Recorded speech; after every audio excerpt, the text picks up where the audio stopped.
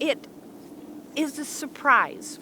You're out walking and then suddenly you look up and it's like, aha, where did this come from? It makes people happy. It just does.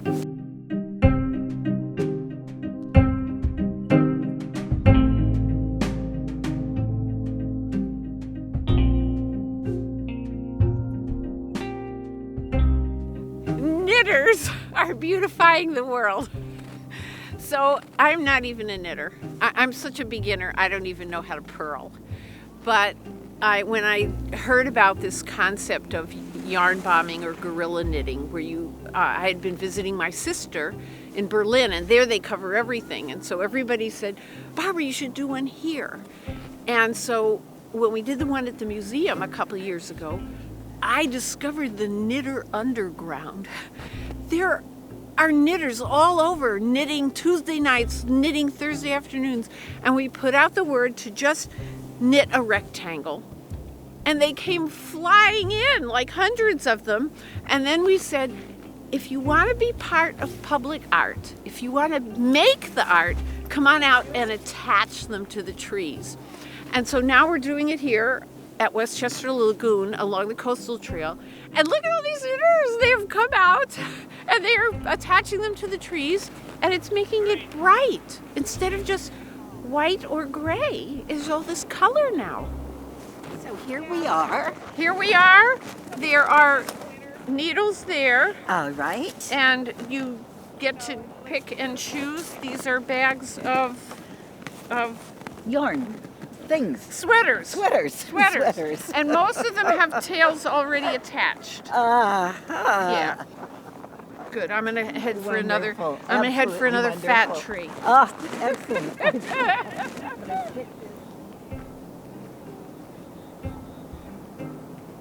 I just stopped by on my lunch break, walking my dog, and saw some lady putting her tree sweater on one of these trees over here, and was curious about what they were doing, so picked one up and put it on the tree over there. Most guerrilla knitters, it's called guerrilla because they go out and they do it without getting permission. We don't do that. We got permission. Parks and Recreation was so excited that we have this out here. They were very supportive of the whole thing, and they actually gave us a permit to do this, and they're thrilled. So, hey, it works for us, and we checked with the tree people, and it's healthy for the trees, so it's all good. It's something that everybody should try, even if you don't know how to knit. My theory is big yarn, big fat needles, and the delay of gratification is real fast. And so this is one I made, and it's kind of screwy, but hey, it becomes art. They were all gone. Everything was just destroyed. They'd been hacked off the trees, and she went rummaging around, fairly distraught, and found them in a trash can, and they had just been trashed, and everything is gone.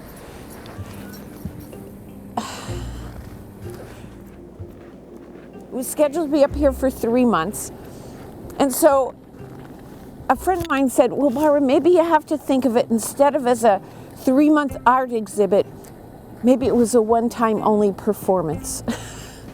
And it's left us pretty devastated because what it was the thing that made us happy. Everybody working on it was happy. Sad thing to think that somebody would want to destroy that. Parks and Rec said, will you do it again?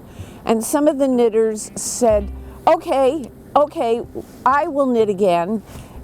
But it takes a lot for dozens and dozens of knitters all over Anchorage to be knitting up these pieces. And it takes a lot to come up and hang them up. And I said, if there's a groundswell of knitters who want to do this, but right now we're all just a little too bummed. It's a little too hard. But we do have our Facebook page, Anchorage Guerrilla Knitters, and if people start saying, I'm knitting, who knows, maybe we'll be back. The problem is nobody has come forward and apologized and said they did it. So we don't know if it would happen again, and that would be fairly devastating.